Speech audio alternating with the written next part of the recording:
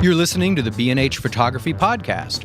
For over 40 years, B&H has been the professional source for photography, video, audio, and more. For your favorite gear, news, and reviews, visit us at bnh.com or download the B&H app to your iPhone or Android device. Now here's your host, Allan Weitz. Greetings and welcome to the B&H Photography Gearcast. This week has been Macro Week at B&H Photo, and if you've been following B&H Explorer, you've no doubt noticed we've published a dozen brand spanking new articles about macro photography and macro-related gear. If you haven't seen it yet, head on over. In today's podcast, John Harris and I welcome photographer Marc Silber. Marc's new book is called Advancing Your Photography, and it's a terrific book about every aspect of photography based on Marc's experiences and the experiences of other working pros. Marc's photographic foundation is film-based, and like John and I, he's since gone full-tilt digital. Marc will be filling us in on the details of his book, as well as tossing in his 2 cents worth during our discussion about macro photography. Before we begin, if you're still not a subscriber to our show, head on over to iTunes and sign up. It's absolutely free. And don't forget to check out our podcast landing page on the B&H Explorer website. Every episode can be found on our site along with background text, photos, and other visual treats you can't see in an audio podcast. All right, and now a segment that we know you're all waiting for. It's time for Al's Gearhead Pick of the Week. Okay. If you reside on the other side of the bridge and you know who I'm referring to, and if you think strutting around with an old film camera around your neck is cool, maybe it's time you took your act to the next level by making your own photo books. And I don't mean print-on-demand photo books. I mean pot of glue, needle and thread, handmade types of books. You can now special order all of the tools and materials you need to hand assemble your very own limited edition books from Lineco. It sounds like Remco, or one of those, it slices and dices, but it's Lineco, L-I-N-E-C-O. You supply the words and pictures, and Lineco can supply you with bookbinding and book repair tool kits, gluing kits, cover fabrics, spools of waxed linen thread, natural black and brown, and curved sewing needles. Like I said, if you want to really make a photo book, just go to our website and put Lineco into the search box, and there you have it. L-I-N-E-C-O. Okay, now on with our show. An outdoors photographer and educator, Marc Silber has been teaching photo and mountaineering skills for many years, including a stint at Knowles, the National Outdoor Leadership School, of which our very own John Harris is a graduate. In fact, he's wearing his graduation skirt today in honor of the event. A nice little tassel on the epaulets. You look really good today, let me tell you. Anyway, Marc is perhaps best known for his highly popular YouTube show called Advancing Your Photography, which has won several Telly Awards and is a prime destination for photographers of all stripes looking for pro tips, wisdom, and inspiration. Welcome, Marc. Thank you, Al. Good to be here. Nice to have you. Tell us about the book. Okay, well, the book was an outgrowth of these over 1,000 hours of interviews I've done with a whole host of different photographers. Go ahead. Tell us. Name dropping. Started with Chase Jarvis up in Seattle. Chase introduced me to a bunch of other guys, David Hobby, Joe McNally. We just took it from there. And I started collecting interviews with any photographer who was really excellent in their genre. And you had this book in mind when you were doing these, or was it just, let me start doing this and see where it goes? Well, in the back of my mind, I thought, someday I've got to turn this into a book. Okay. But I created these shows. We have over 300 interviews on the website. We have over 300 interviews on YouTube. And at some point, about 2014, I thought, I've got to turn this into a book.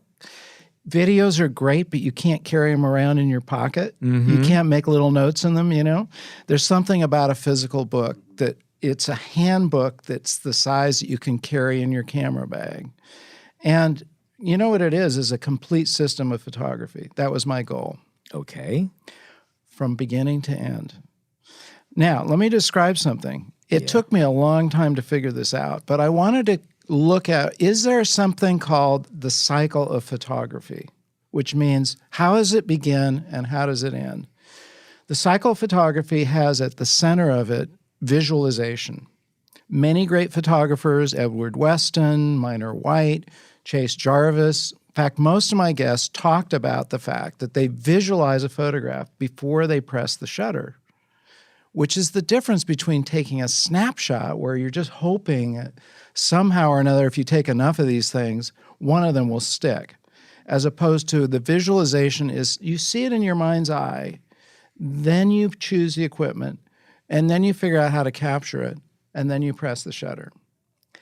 The next thing that comes after visualization is choosing your equipment. You got to know how to use that equipment. You got to know how it works. We're going to talk about macro photography, and there's certainly specific things you want to do with macro photography that are going to be very different than shooting sports, for instance. Sure. Different equipment. Once you have your equipment nailed, then you capture, which is where lighting and composition and all these things that we have referred to as rules, which really are not rules. Like the rule, quote, rule of thirds, you can throw that away because it's not a rule. It's a guideline you can choose to use or not. Mm-hmm. But you still have to know these things. Otherwise, you're just kind of hoping that somehow... Learn the rules so that you can... Yeah, I always say before you break the rules, know what they are. You should know what they are. Master them, and then go play. Then you can bend them, break them or bend them, whatever you want. Then you have processing. Again, we're from the film days.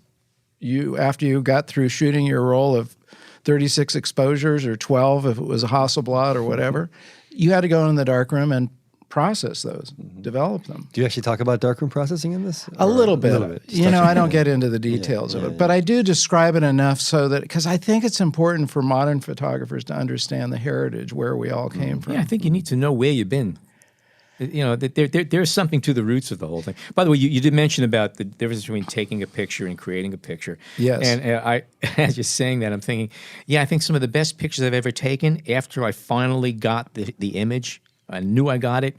When I finally stood up, I realized my body's aching from craning to get into a position to get the picture I saw in my mind's eye.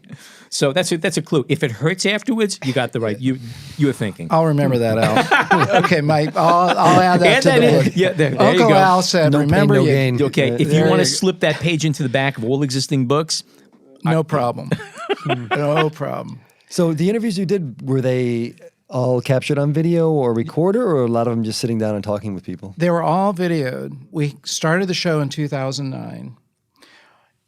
We essentially put out one every week, and it was thrilling because going out for me as a photographer and asking questions and finding out, Joe McNally, tell me about lighting, Bambi Cantrell, who's a phenomenal portrait photographer, tell me how you capture portraits.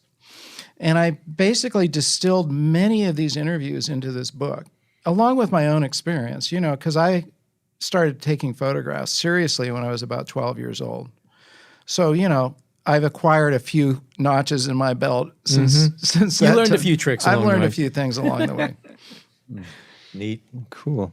And let me ask you, is the book available outside of hard copy? Is there an ebook available? Or? There is an ebook. Okay. And it's certainly available. I wrote it with hard copy in mind. Again, the size that you would carry it around. It's a good size, Put it Put it that's in your cool, camera that way, bag. And it's a Refer to handbook. it. Yeah. It's a handbook. Yeah. It's not meant to be an intellectual experience. It's meant to be an experience that you use, you work with, you test these things out. And who are you aiming at specifically? I mean, I'm sure anyone can get information from this. Who's your target audience? My target audience, it's very similar to how I produce my videos. My target audience was somebody who, not a rank beginner, but somebody who said, okay, I really want to learn photography now. And I don't care if they're shooting with a smartphone. They have to have that light bulb go off. They have to think, okay, I want to become a photographer. There's more than just tapping on the icon. Exactly. If they haven't gotten to that point, they're probably not going to be interested in a book or advancing their gear either, because we're going to learn things and constantly be moving up in our quality. That's the person I'm looking for. And it could be a beginner who has that light bulb go off. It could be an intermediate. There's data in there that a pro will actually find useful as well. When you were interviewing all of these photographers, did you go to them or did they come to you? A little of both. Okay. I prefer to go to their studio whenever possible. But for instance, Joe McNally was out touring, and I caught him at one of his seminars. Okay.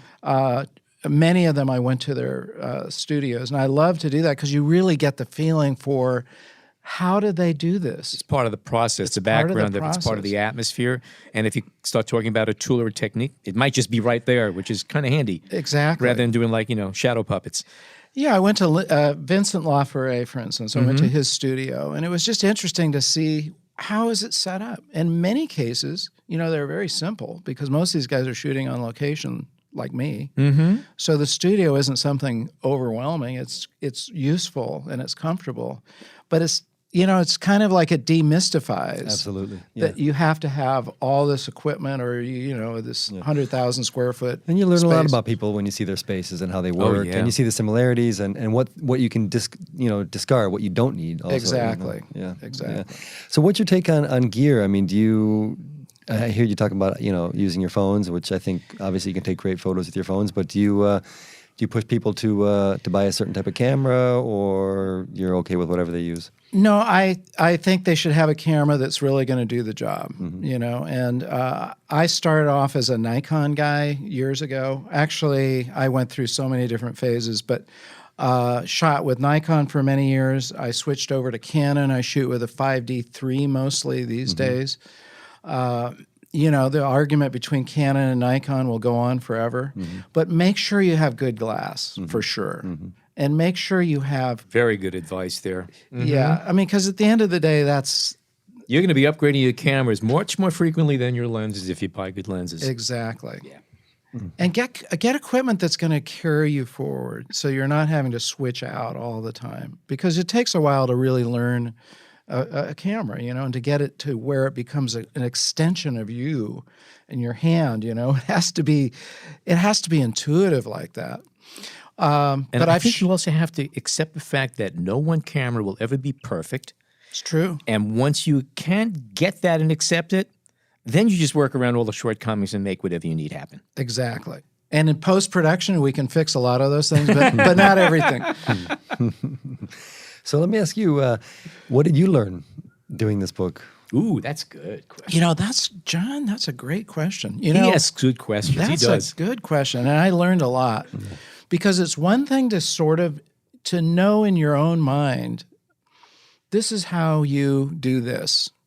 But when you're going to teach somebody else, and this goes back to my mountaineering instruction, you really better know what you're talking about. In mountaineering, we taught a class on rappelling, which is how you get off the mountain. It's a beautiful sunny day, the birds are chirping, the sun's out. Okay, but what if you're in the middle of a storm? As John and I know, they taught you under the conditions that could be the worst because those are where people get hurt. So you have to learn how to get off a mountain under the worst conditions. And hopefully you'll never have to use it. Well, in writing the book, I found the same thing was true. I had to drill down in many cases to find, okay, is this definition absolutely accurate? And how can I explain it in a really simple way? Yeah. Because that's what it takes. Yeah, I mean, we all kind of know how to do things. And in some cases, myself, relatively self-taught, you learn how to do things in your own way, but it may not be the best way, and it certainly may not be easy to explain. Exactly. So, Just like pilots, seat of your pants. That expression comes from the fact that they would actually feel the turning of the plane from the seat of their pants by their, By the way, you had mentioned about with rappelling on a bright sunny day. It's the same thing with photography. I mean, I always say that it's easy to take a terrific picture on a bright sunny day with blue skies and flowers and puffy clouds. But if you're on assignment it's raining outside, guess what? That's when you have to, like you said, just really dig down and go deep. Absolutely. And say, okay, these are my parameters. This is what I have to work with. How can I make this happen?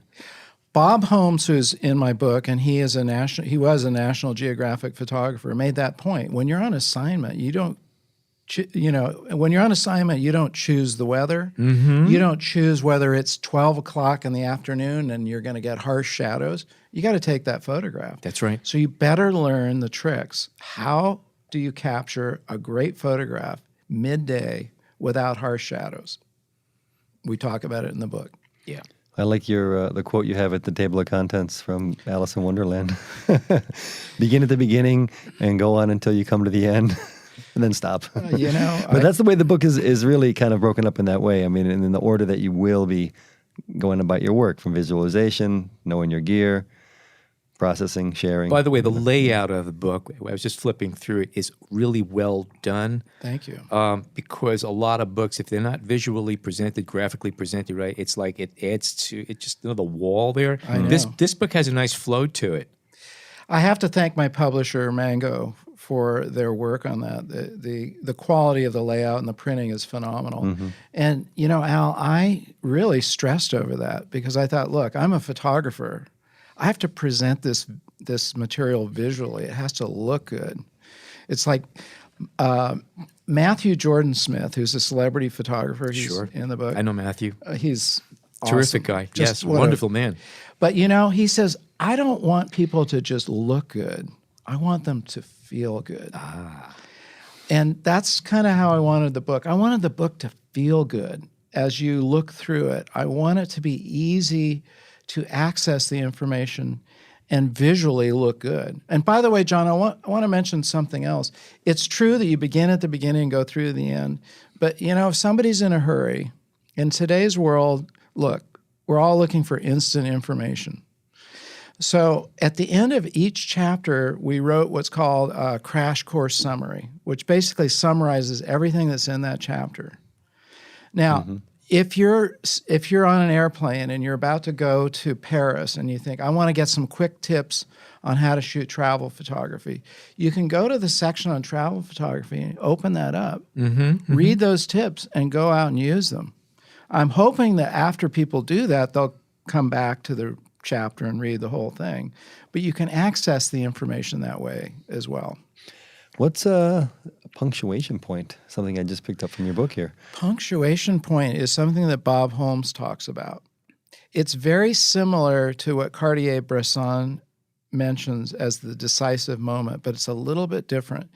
So as an example, here's a picture of a dance studio in Cuba, which is in there. And in the middle of it is a guy doing a dance move. I don't know if it's a pirouette or whatever, but that serves as a punctuation point, which means your eye is drawn to that little tiny thing. The focal point. The focal point. It's termed different ways. Yeah. But the point is you put something there. An anchor. The a visual anchor. Your eye just goes to that first, and it makes a statement, and then you look at the rest of the photograph. All right. We're going to take a short break and come back and talk macro. We hope you're enjoying this edition of the B&H Photography Podcast. Send us a tweet at BHPhotoVideo, #BHPhotoPodcast. Okay, and now for the GearCast topic of the day, macro photography. And let's start by defining what a macro lens is. First, I'm going to also broaden the topic. It's macro lenses and close-up because there's an overlap. And macro and close-up are not really the same thing. If you want to get technical about it, a true macro lens differs from a regular lens in that the field of focus is flat. I'll give you an example of that. If you put a camera with, say, a traditional 50 millimeter 1.4 f2, 1.4 lens, whatever, onto a camera, onto a copy stand, and you were to photograph a document or a flat piece of artwork, and you photographed it at wide aperture, if you focused in on it, the center of the image will come in sharp, but the edges will probably be a little bit soft. That's because the focus is on a curved field, not a flat field. If you do the same thing with a macro lens, as soon as the center came into focus, the corners are in focus too without having to stop down, and that's because macros have what's called a flat field of focus. That's it in a nutshell. Now, a few other differences. You can buy any lens. There are a lot of lenses that we sell, including a lot of kit lenses that come with cameras that have close focusing that will get you down real close. And by the way, macro means life size. Yeah, that's what I thought a key the thing. definition here. Yeah. That's true. Now, also be aware that for the longest time, Nikon was calling all of their lenses micro lenses, which means greater than life size, but they only went to half life size. So it's been a little bit blurred, but usually micro and macro are interchangeable. But a true macro will go down to life size, sometimes half life life size and sometimes greater than that, and we'll talk about that as well. Yeah, I think that's something we should clear up right away, is that there's this what's called true macro. Yes. Which is where it's a 1-to-1 ratio, where it's the exact size of what you're photographing. Yes. And then other lenses are called macro, and they're 1-to-2, or I think anything past that, you really can't call it macro. By the way, you could email us if you know better. Yeah, please. Okay. Somebody Google this immediately. Should get some photo experts on the show one day. Another difference, by the way, between traditional lenses and macro lenses is that in most cases, a macro lens is sharpest at its closest focusing distance, and traditional lenses, regular lenses, are sharpest at infinity, which means you can use either one for close-up or infinity, but just be aware that if you're going to be specializing in close-up, macro will give you the very best results, and if you're going to be doing landscapes, stick to a regular lens. Cool. All right, so anything new in the macro lens arena? Oh, there's all kinds of stuff. Let's start talking about what is available. There's a lot of interesting lenses that have come out in the past year, and I think the widest angle macro for any of the for most consumer cameras, and that's a 15 millimeter Venus Optics Extreme Wide Angle 15 millimeter f4, which goes down to life size, and also has a shift feature on it, which means you could do a little bit of perspective correction and also play around with the plane of focus a little bit more, which is really important when you're shooting macro. And it's available for Nikon, Canon, Sony A, Sony E, and Pentax K mounts. As far as 35 millimeter full frame cameras, wide angle, you have the 15 millimeter. For normal, depending on what camera you have, everything from 45 millimeter to 65. Telephoto lenses, everything from 85 millimeter through 200. 200 millimeter is currently the longest focal length lens available in a true macro. That doesn't mean you can't get a close focusing telephoto lens, but for a true macro, that's where you're at. APS-C, wide angle, again, that 15 millimeter lens. Now it's the equivalent of a, 21 millimeter, something like that. Normals are 35 or 40, and then telephoto, you have 60, 85, 90, and that's for dedicated APS-C format macro lenses. Now, keep in mind that if you have an APS-C camera, you could put any macro lens for a full frame camera on that. So if you have a 200 millimeter or any other lens from a larger format, a full frame 35, you could pop it right on there, and again, it'll just have effectively a narrower field of view. Lastly, we have micro 4/3. Again, the widest is that 15 millimeter Venus Extreme. Now it's the equivalent of a 30. Normal lenses, there's a 30 and a 45, and these are available from Olympus and Panasonic. Telephoto, 45, 1600, depending on Panasonic or Olympus. And then again, all of the full frame and APS-C lenses you can adapt onto these cameras. So that's what you have from the manufacturers themselves. Is that what kind of effect do you get if you put an adapter? Because you're actually pushing the lens is a little further away from the plane. No, the adapter, if you have a mirrorless camera and you get an adapter for X brand lens, it's going to sit in the same position it did on the camera it was intended for. That's what they do. That's why every single lens adapter is a little bit different as far as the space there. So no, the way it'll behave on a larger format will be the same, just a tighter crop. By the way, if you're shooting with an APS-C format Nikon DSLR, Nikon has a neat little kit I noticed on our website. For under $500, you can get a Nikon 85 f3.5 macro lens, which goes down to 1-to-1, and a 35 f1.8 lens, which is not a real macro, but it comes in pretty close. It focuses very close, but it's essentially an APS-C version of a nifty 50. It's like the equivalent of a 50 1.8 lens. And you get the two lenses for under $500, and that's a pretty good deal. So you could use that for portraits, and you could use that for macro stuff. That's neat. Okay, now, any questions so far? Okay, this can be a quiz. I think I asked you this before, outside of the podcast, but is there a relationship necessarily between the minimum focus distance on a macro lens and its macro capabilities? Does that make sense? I mean, if you have at any given focal length, the closest focusing distance determines the magnification. The closer you could focus to it, the larger it gets in your frame. And macro lenses, if you notice, you get very, very close to it. A good example, the average 50 millimeter lens, normal lens, focuses down to about 18 inches. Some go down a little bit closer, but the average one is about 1.5 feet. The average 50 millimeter, 60 millimeter macro lens focuses down to about 3.5 inches. The whole lens also, it extends greatly. There's a whole different optical formula that's being employed there. So yeah, that's it. So yeah, the closer you can focus, the greater the magnification. And again, if you have an internal focusing lens, like the 180 and 200 millimeter lenses from, say, Nikon, Canon, I think Sigma, a few other companies make those. They have internal focusing, so they don't physically get larger or smaller. But a lot of the zoom, the smaller focal lengths, you can see they get just they huge. extend. Yeah. Specialty macro lenses. One of the wildest lenses I'd used is from Canon. It's actually been out for a while. It's called the MP-E 65 millimeter f2.8. It sells for a little over $1,000. And what's cool about this, it doesn't focus to infinity. Okay, it starts at life size, and then you focus into greater magnifications. And if you think you can handhold this thing, you're nuts. So it's a 65 millimeter lens that gets down to 5 times magnification. It's ridiculously sharp, and it's quite an amazing lens, and it's used for a lot of technical and medical purposes. But you could have fun with it, chasing ladybugs if you want. But that's a good point you mentioned about handheld, because I've been playing with this Rokinon 100 millimeter macro lens. Oh, and yeah. Once you're down and tight and you're getting the shot you want, it's hard. Yeah. I mean, you're shaking, you're moving. I mean, and I don't like using a tripod, but no, for this stuff you kinda almost have to, have to. And I'll tell you, I've done a lot of close focus and macro work with my A7R2, and that has the 5-axis image stabilization, and it really, really works. And it still does not replace a tripod at all. Especially keep in mind that the closer you get, the harder it is to frame. Did you ever try filling the frame? Did you ever try photographing a full moon with a 1,000 millimeter lens? As soon as you frame it, it moves out of the frame. Yeah. It's the same thing with macro. Yeah. It's the slightest movement. If you ever handle binoculars, you know what that magnification does. So it's really a good idea to, or let alone for composition and sharpness, get it on a tripod with some kind of a support. Yeah.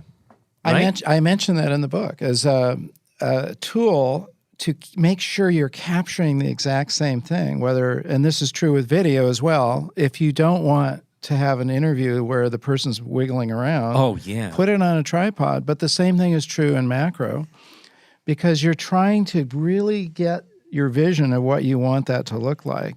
And if you're also, it's one more thing. You're trying to keep that camera steady and make sure you got the same location, forget about it. And if you have just a shallow piece in focus and you're hand holding it, it's not. By the time you're busy concentrating on framing the picture, you might have moved back or forth. And that happened with me yesterday. I was shooting with a 20 millimeter f2, a Tokino lens, a new Furon lens, and I was trying to do some stuff at closest focusing distance at wide aperture. And it was tricky between holding it steady and composing it and making sure that I had just that little narrow space and focus. Yeah. Well, I found myself the other day with the same lens. I was shooting a detail of a brick. I mean, we're talking a really fine detail of a brick. So I got it in focus, and of course, my body moves slightly, so I'm going in and out of focus. So I basically used my own body going back and forth as the focusing mechanism, as opposed to, turning the focus on. By the way, another thing I think is a good idea, in 9 out of 10 cases, if you're using an autofocus lens, turn it off. Absolutely. Autofocus goes nuts at close focusing, especially, it's you can do it, but it's actually a lot easier and I think more efficient to turn it off and go in manually. Which is one reason why a Rokinon lens, which is a manual focus lens, makes sense, and you save some bucks. Yeah. Another tip, if you're able to, tether it to your computer. Right. Open it in Lightroom, which you can tether, and look at it on a big screen. Because, if you're looking at it in the back of your monitor, it's one thing. Yeah. We're talking about a really tight focus point. When you see it on your computer screen, you can really tell whether you have it or not. Well, I also have using the same thing on my Sony. I have a little button on top, tap it, and it blows up to 10 times and then greater. Focusing and after I go click, if I want, before I move on, I make sure I got what I left. Absolutely. It's the same thing, but that's also a good idea. If you're in a studio, put it onto a giant monitor, and there you go. You'll know exactly what you got. One thing I'd maybe address maybe later or now, but with things like 5-axis image stabilization and focusing tools that modern digital cameras have, what is the effect on macro photography? Is there anything specific that you're seeing that it's really funny because really we just said macro photography better? With all of this stuff we just said, for the best results, put it on a tripod and turn off your autofocus. Or move your body back and Or forth. move your to body. focus. It's literally, it has to be hands-on manual. I would say that this is there's a tactile process to this. And that's part of the fun of it too. I mean, when you're doing macro photography, you're really involved. Yeah. You're just walking around shooting snapshots and holding up your phone. No, macro photography, you're there. You're in the moment. If you're really concentrating on what you're doing, you're really trying to get a very specific shot, you are really in the moment and you are taking photographs. Big difference. Good point. All right. Okay. All right. Back to goofy lenses. I think the goofiest one of all. It's only $199. Okay, that's the Midicon Zongi 20mm f2.4. It's a 5x super macro. This is a goofy lens that just extends all the way out. It looks like one of these predator snails that just comes sliming out of its shell, grabs the thing, and goes back in. It's just But a long, does it- extended. It's a long. It's like a Pinocchio nose, Yeah, it's right? like a Pinocchio nose. How funny. we Yeah, talked it's the about this. goofiest looking thing. You know, it's really weird. Anyway, it does not go to infinity like the Canon 65. It's 4.5 to 4x magnification. Gets down to 0.8 inches. That's and it's fully manual. A 3-blade diaphragm, cutting edge, and a metal lens barrel. And they make these for Sony A, Canon EF, Nikon, and Pentax K mounts. They're really novel. It's a lot of fun, and it's $200. Venus Optics also makes a Laowa, Laowa. That's a 60mm 2.8. This is a 2x ultra macro, and it's also $399 for a lens that will go down to twice life size. That's pretty darn good. When you're saying 2x and 5x, it's 5 times. 2 Yeah. times, just so That's people the get an idea what we're magnification talking power, about. Yeah. exactly. Yeah. So 1-to-1 is 1x. Yeah, right? Yeah. Right. And 2x would be twice life size. Really interesting lens. And again, not expensive. Lastly on this, we have the Yasuhara the Yasuhara Nanoha macro lens. That's a 5-to-1 from Micro Four Thirds. It's specific. It's $499. And again, made from Micro Four Thirds cameras, gives you 4-to-1 to 5-to-1 macro magnification. It has a removable 3 LED light source, and it has a focusing range of 11 to 19 millimeters. Period. You're not shooting horse races with this. And it comes with 4 plastic subject holders that hold whatever you're photographing in place because, again, it's ridiculous magnifications. So that's it for goofy lenses. Going back to non-goofy lenses, macros generally cover the range from wide angle to about 200 millimeter, you said, right? Yeah. And what application-wise, what are you going to be using a wide angle macro for? Okay. First, to start off with a telephoto. If you've ever shot with a 50 or 60 millimeter or a normal macro lens, depending on whatever format you're using, a normal focal length, and you try to photograph something like a butterfly, it's gone before you even get a chance to focus because you're right on top of it. Right. Another thing is if you're shooting outdoors and the sun is out, quite often, depending on what you're photographing, your own shadow gets involved in it. So you get in real close, and there you are, and half the picture is in shadow, and there's nothing you can do about that. Your head, your camera, whatever. If you have a 105 or a 200 millimeter lens, you can now get back. Suddenly, you're not spooking your subject. You have a narrower field of view, so you're not throwing your own shadow in. And they also go down to the same magnification. Another advantage of a longer focal length, it's easier to isolate your subject. Again, shooting at f8 with a 50 millimeter lens and shooting f8 with a 200 gives you different depth of field and spatial relationships. You could isolate your subject better with a longer lens. Now, conversely, I love shooting real close up with ultra wides, and I like getting in right on top of my subject, even if it's a pebble, and still be able to see everything in the surroundings, an environmental portrait of my macro subject. Right. And what's that going to do to the distortion? Is there going to be distortion? You know, it depends on the lens. There are some lenses I've used, and depending, again, you can move in 1 or 2 millimeters closer, and suddenly you're distorting, and you pull back, and you're okay. But depending on the correction of the lens, aside from that goofy wide-angle spatial distortion, the objects themselves quite often, the subject, will come off pretty good. Center. Depending on the shape, and keep it in the center, put it on the edge, and all bets are off. But, and again, it's also very tricky because your depth of field is nothing, and every little movement is just greatly magnified. So it depends on the visual application, just like you get different effects using wide-angle lenses for traditional photography. Same thing here using normal and telephoto. So let's just talk kind of the general applications that we see this week. People shooting flowers, bugs, jewelry. What are you going to recommend? I mean, other than what you pointed out where you want to keep your shadow out, you want to keep the distance, I mean... Okay, now you say jewelry and other things. Now here's another thing, another dimension. Just even without going into macro photography, the choice of lenses determines how your subject is rendered. Now there's a reason why we use a 90 or a 105 millimeter lens for portraits, and that's because it renders faces well. There's a little bit of compression, and seems to be the most pleasing focal length to render a human face. Now, when you're doing products, you have to be careful of the same thing. Good example, I used to photograph boats a lot. And in my early days, when I first got my 20 and 15 millimeter lens, I went to town with it. And I would take pictures that were amazing to look at, but they couldn't use because I totally distorted the features of the boat and the boat itself. And I had to learn to use these wide-angle lenses properly, to aim them directly at the subject, how I'm tilting it. And it took a while to learn how to get the drama of a wide-angle lens without distorting my subject. So if you're going to be photographing, say, jewelry, if you shoot with a wider lens, it's going to bend it. It's going to make it. And the same thing if you may not, a 200 millimeter might compress it too much. If it's a gem, you might change the visual dimensions of it. So it's the same thing. You choose your lenses. It's 50 like to 70, brush. somewhere in there, 50 to 65, And another thing also for studio applications, one of the nice things about using a longer focal length macro is that if you are using lights, you could bring them in a lot tighter.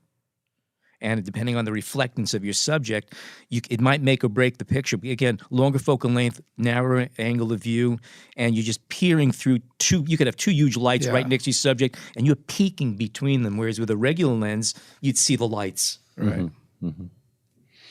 Okay. I think we have a book here, huh? Mark's rolling his eyes. I know who to go to for the next edition. Okay. Well, tilt shift lenses, right? Tilt shift lenses. Now, tilt shift lenses are available from Nikon, Canon, and some of the independent manufacturers. Now, some of them, not all of them, you have to check, do focus down to half life size. There's the 45 millimeter, 85 millimeter focal lengths that we have that will go to half life size. Now, you also get tilt and shift controls with this. Now, we're talking about the depth of field, the narrow depth of field. What's interesting is that you can gain a lot of depth of field using these things without even having to stop your lens down. I remember I took a photograph there where there was a post, a fence post in the foreground of an old house, and it was about 9 inches away from the lens. And at wide aperture, I was shooting with a 17 millimeter Canon, I believe. They have a real ultra wide angle tilt shift. At wide aperture, I was able to focus on the post right in front of the lens and a small cottage about 60 feet past the house and the trees behind it, get it all in focus at wide aperture just by tilting it. So I was able to adjust the plane of focus. And then I stopped down 3 stops for reasons of resolution, and everything was in focus. So you could do some really neat tricks using these lenses with the close focusing and the tilt shift. Now, say you don't have macro lenses and you don't want to invest in them, but you still want to have fun. I strongly recommend you go to the used department of B&H. Okay, good starter place. We have a lot of bellows. Now, it used to be that every camera manufacturer made bellows systems to go along with it. You put the camera on one end, a lens on the other, and you now can focus ridiculously close, I think up to like 4 or 5 magnification, using any lens, all right? And you can use telephotos, wide angles to a limited extent, normal, whatever you want to do. There are many of them for sale, used in really, really clean condition for under $100. It's a great way to experiment. If you have a Nikon system, and if you could find, they made a whole series of them back over the years. And there was one model called the PB4. That's Peanut Butter -4. And what was neat about this bellows, and you could buy it for a few $100, they have tilt shift features on them. And also they made a 135 millimeter bellows lens that was dedicated that you could actually focus to infinity with it and do tilt shifting with. So there's a lot of neat stuff that you can get for not much money that gets you in real close and macro. Also, close-up lenses, they look like filters, except they're little magnifiers, and we sell them in all different price ranges. They're available from 27 millimeter through 138 millimeter. I'd love to know what lens that goes on.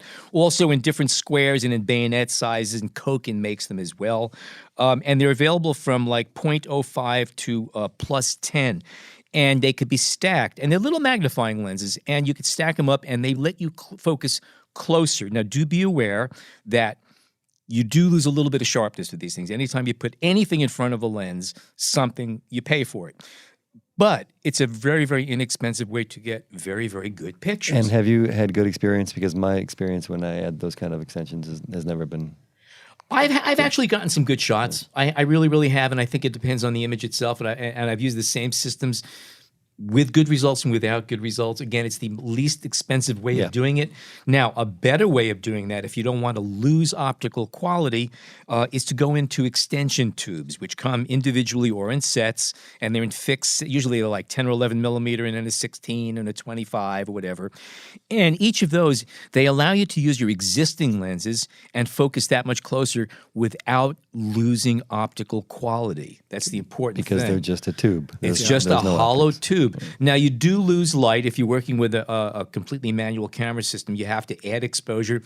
If you're using the meter in the camera, you're fine. And again, if you could preview all this stuff and see if you're shooting digital. But just to clarify, these attach between your lens and your camera body, extending the lens away from the plane. Just like the bellows goes between the camera and the lens. Same thing with an extension tube. You can handhold them. By the way, bellows, forget about hand-holding it. You can, but it's just awkward. It's like it's like holding a slinky. Right? Yeah, exactly. It's like playing accordion while standing on a kayak. So that's it for all of the close-up options that I came up with. The last thing to talk about with on the topic. Jump in real quick? What about this idea of putting your lens on backwards in reverse and putting a coupler? Reversal rings. Yeah. That was actually my very first close-up system with my original Pentax H3V and 50 millimeter 1.8 Super Takumar lens with multi-coating. How do you remember these things? Good memory. Okay. Yeah, I know. Ask me something serious and I'll stand here with my drooling. Yeah, if you take your lens, okay, and put it on the camera backwards, you can focus closer. It's really kind of goofy. They're called reversal rings, and one end is the thread mount or lens mount for your camera, and the other side is the thread mount of your lens. So if you have, say, a normal lens with a 52 millimeter front filter, you buy, if say you're shooting a Canon, a Canon 55 millimeter reversal ring, and you just like you screw a filter on, you screw the lens onto the camera body backwards. Now you do lose aperture. Depending on the camera and the lens, you do lose aperture control. So if in many cases you're going to be shooting at wide aperture only, which has its fun parts. So it defaults to the widest aperture. Defaults to, but it labels you to get into like an inch of whatever it is. And depending on the focal length and everything else, I can't give you an exact magnification, but it's getting right on top of your subject. Shallow depth of field. The edges can get a bit funky. And if you could stop your lens down, if you have a manual diaphragm system, you can stop it down for a little bit better image quality, but they're fun.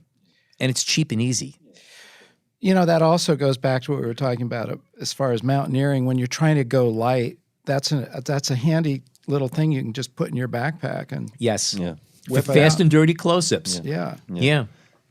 Well, also the extension tubes. I mean, it couldn't get more basic than that. And and by the way, there are different types. There is some you can buy for like for the price of a good lunch in Manhattan, cheap lunch in Manhattan at that point. They're not all expensive. Some of them are just hollow tubes.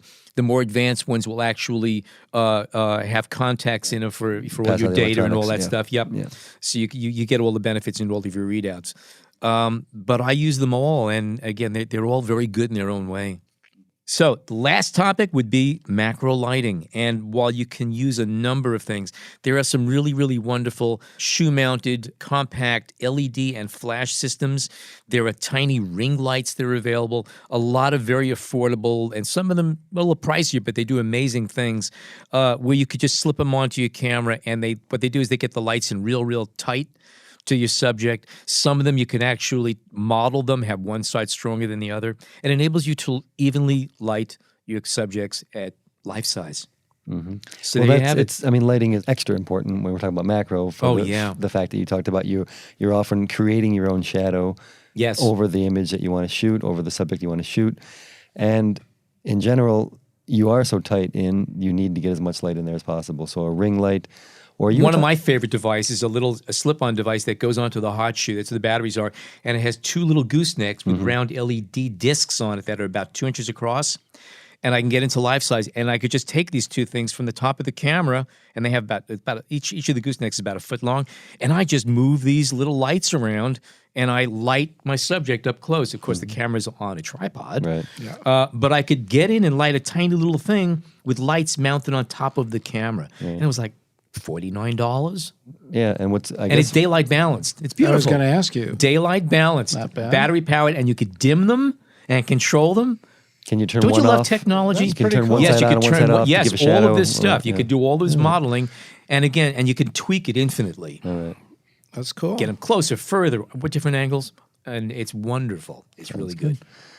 Okay, so maybe just as a summary, what do people need to know when they're looking for this? Because obviously there's a range of focal lengths. Most manufacturers have variations on their macro, but if you really want macro, you need to look for 1:1. That's true macro. Yes. And what else do people look for if they're going to the site or any other? What should they think? None about? of these lenses are fast. They're all the fastest macros. Actually, there's a 100 millimeter f2 from Zeiss, half-life size. I think it's their macro planar. Most of them are only about f2.8 to f4. They're not fast. But then again, they're not designed for speed. Right. And again, once you get in that close, if you were photographing at life size of 1.1 at f1.4, you're literally dealing with like onion skin. There's nothing left there. Right. But I think the most important thing is to first determine what is it that you want to photograph. If you're going to be chasing insects and butterflies and wildlife, you want to tell a photo. Get back to Mark over here, right? There you go. Right, here we go. Mark, take it away. The premise, the key to the whole thing is exactly what you said. It's the visualization process. What story are you trying to tell? What is it you have in mind? And then that drives what equipment you use. Yeah. And you really, that's true with any type of photograph, and certainly with macro. What do I want to come away with at the end of this thing? And you pick the equipment that will help you tell that story. Yeah, you got to think of your lenses as paintbrushes. If you were a painter and you had brushes, okay, if you're doing a sky, all right, you're not using a 000 brush. Right, exactly. You're using a mop, okay? The same thing if you're doing a little detail. Stipling it in. You're not using a toothbrush. Yeah. So it's the whole thing. And I look at lenses the same way. My lenses are my brushes for my palette. And what am I saying? What do I want to do? How do I want to portray my subject? And it doesn't matter if you're dealing with something that is 2 inches away from the front of the lens or 200 feet or 2 miles away from the lens with a 600 millimeter lens. Same process. What are you trying to say? What do you want to walk away with? What do you want to have at the end of the day? I want to have one of those shots of the bug's eyes that are like this, and you see the 10,000 eyes and the little hairs that are coming off them. But I got to tell you, the most ambitious macro project I ever saw in my life was, and this is many years ago, I forgot what magazine it was in, somebody had an electron microscope, which gets down to ridiculous magnifications with great depth. It's almost 3D, okay? And they took insects and they put them to sleep with cold. All right, they basically put in like suspended animate. They froze them, semi-frozen, and they got them into focus, and they got everything set up, and then they let them thaw. And at a certain point, I forget which one they would start to come alive. And just as they started to rear their claws and stuff, whatever, okay, they come back, okay, they misted them with gold oxide. They gold-plated them, and then they photographed them with the electron microscope. Process. It was insane. Actually, that reminds me, and I know this is about lenses specifically, but some cameras, point and shoots cameras, are offering like microscopic macro. That's and a really good the point. TG Olympus tough cameras, you can basically place them lens down on the palm of your hand, and they have a LED ring. Yes. And you can photograph, your skin with the You're lens. talking right there. about the TG3, 4, and now 5. and now 5. Yeah. It's a great little camera, a few $100s, has a 25 to 100 millimeter equivalent lens. You could drop it from 6 feet, go down 50 feet in the water with it, freeze it. I haven't thrown mine in the microwave yet, but it may or may not survive. Put a cup of water in with it. But what's cool about this thing is that you take off around the lens, there's a little disc that you take off, and then for like $30, we sell a little doodad that goes on, and it uses the camera flash through LEDs and surrounds the lens with a ring light, and it also kicks in an extra magnifier so you could photograph at like 8 magnification. I mean, really, it's crazy. It's really, really nuts. I mean, you can't fill look at your fingerprint and anything else. So it's ridiculously close up. But even without that, most point and shoot cameras do naturally focus close because the focal length lenses are like 3 millimeter and 4 millimeters, so they focus close anyway. So a lot of these cameras have close focusing modes that get in within millimeters of your subject. Now, they do distort much more than a full frame or APS-C, but at the same time, there's a few cameras. I know that Ricoh Pentax makes them, and there's a few other manufacturers. They actually built LEDs around the lens itself. Yeah. So that you put it into macro mode, it lights it right at the subject. It's shadowless, and it's perfectly exposed and daylight balanced for a few $100s. Why not? There are so many ways of getting involved in macro. There are so many ways. Sounds good to me. I'm exhausted. Yeah, Mark. So anyway, if people want to see your more of your work and see what you're doing and get where should they go? Tell them. Okay, they should go to YouTube, and you can search for Marc Silber. S-I-L. Oh, go ahead. M-A-R-C. S-I-L. B as in boy, E-R. Marc Silber. You'll find my YouTube videos there. Same thing for Instagram at Marc Silber. Okay. Very handy. For Facebook, AYP Show, AYP Advancing Your Photography Show. You can find the book aypclub.com. Okay. That's the easiest way. All right. Easiest way to find it. And you're in process to getting it in the B&H catalog, or? As soon as I'm done here, we're going to meet with the buyer. Okay. Stay tuned. Yeah. See, there's something to live for. it'll be there. Stay tuned. The show's not over. That's sure right. it'll We be have to there. hang here. Yeah. Good. Okay. As mentioned earlier, this week is Macro Week at B&H Photo, and we have published a whole slew of articles. I did, I think, 2 articles. I wrote one about shooting macro photography using a Canon T6i with extension tubes, close-up lenses, and the basic lens. So it's the most basic entry-level macro stuff with easy consumer equipment, nothing fancy, and the kind of results I got. And I also did an article on close-ups with extreme wide-angle lenses, which is my own personal little form of sin. So at least I think there might have been another article. I'm not quite sure. John, you wrote anything for this week's? I was this week? doing the review of that 100 millimeter Rokinon macro. Okay. Yeah, it's not going to come out though. All right. We'll explain why later. All right, we'll cut that. But what I think is great though is something you hinted at earlier, which is that when you're doing macro, it changes the dynamics. You become almost like I don't know how to say it, an artisan, a scientist, someone you're playing, you're slowing down, you're adjusting, you're looking at your subject in a different way, you're adjusting your lens, your camera, your lights, and it's a different process that I think a lot of us are used to. It's in the moment. It's totally in the moment. Yeah, and it's easy to do with macro, with extension tubes, or you don't need to spend a lot of money to have a lot of fun. And there's something neat about looking at things, even the most commonplace things, so close up in your face. I mean, you start seeing. And let's face it, that's what photography is about. It's about seeing. It is. Okay? Yeah, anybody could hold the phone up and take a picture down the street. Okay? And there are some fine pictures that have been taken that way. But man, if you could find the picture. That's right. Go find it and take something that nobody else has done before. That's when it gets cool. Anyway, Enough said. That's a wrap of another fine show. Thank you, Marc Silber. Again, Marc's new book is called Advancing Your Photography, and it's well worth reading. Check out past episodes on our landing page, and while you're there, leave us a voicemail on our SpeakPipe widget. Any thoughts or comments? We'd love to hear them. Our email address is podcast@bhphoto.com. On behalf of John Harris, Jason Tables, and myself, thank you so much for tuning in today.